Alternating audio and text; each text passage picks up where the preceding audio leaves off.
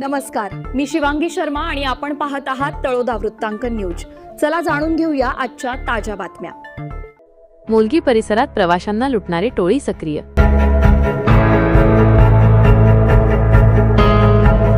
चाकूचा धाक दाखवून 57,000चा मुद्देमाल लंपास।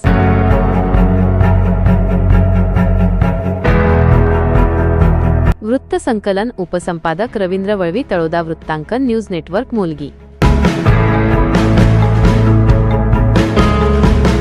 नमस्कार। नंदुरबार जिल्ह्यातील मोलगी पोलीस ठाणे हद्दीत प्रवाशांना निर्जन ठिकाणी नेऊन चाकूचा धाक दाखवत लुटल्याची खळबळजनक घटना घडली आहे। अज्ञात 7 ते 8 दरोडेखोरांनी फिर्यादीचे वाहन अडवून मारहाण करण्याची धमकी देत रोख रक्कमेसह महागडे मोबाईल हिसकावून पोबारा केला। या प्रकरणी सहाय्यक पोलीस निरीक्षक दीपक जयसिंग पावरा यांच्या मार्गदर्शनाखाली गुन्हा दाखल करण्यात आला असून पोलीस आरोपींचा शोध घेत आहेत। परभणी जिल्ह्यातील पाथरी येथील रहिवासी असलेले फिर्यादी प्रवीण रमेश सोळुंके वय 35 हे आपल्या वाहनाने जात असताना 18 मार्च 2026 रोजी सकाळी 9 वाजेच्या सुमारास मोलगी गावापासून 7 ते 8 किलोमीटर अंतरावर दबा धरून बसलेल्या टोळीने त्यांचे वाहन अडवले। अजय नावाच्या तरुणासह त्याच्या इतर 6 ते 7 साथीदारांनी फिर्यादी व साक्षीदारांना बळजबरीने एका निर्जन टेकडीवर नेले।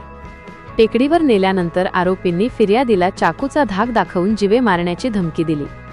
दरोडेखोरांनी खिशातील 6,000 रुपये रोख आणि 2 महागडे रेडमी कंपनीचे मोबाईल किंमत 51,700 रुपये असा एकूण 57,700 रुपयांचा मुद्देमाल बळजबरीने हिसकावून घेतला। या टोळीत 25 ते 30 वयोगटातील 7 ते 8 तरुणांचा समावेश असल्याचे फिर्यादीत नमूद करण्यात आले आहे।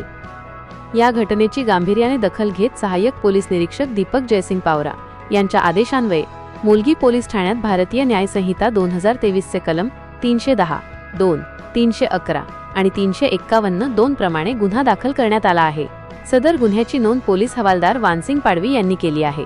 या प्रकरणाचा पुढील तपास दीपक जयसिंग पावरा स्वतः करत आहेत। दुर्गम भागात दिवसाढवळ्या घडलेल्या या घटनेमुळे प्रवाशांमध्ये भीतीचे वातावरण निर्माण झाले असून गुन्हेगारांच्या मुसक्या आवळण्याचे मोठे आव्हान पोलिसांसमोर आहे। आजसाठी इतकेच। अशाच ताज्या आणि महत्त्वाच्या बातम्या पाहण्यासाठी आमच्या चॅनलला सबस्क्राइब करा। धन्यवाद।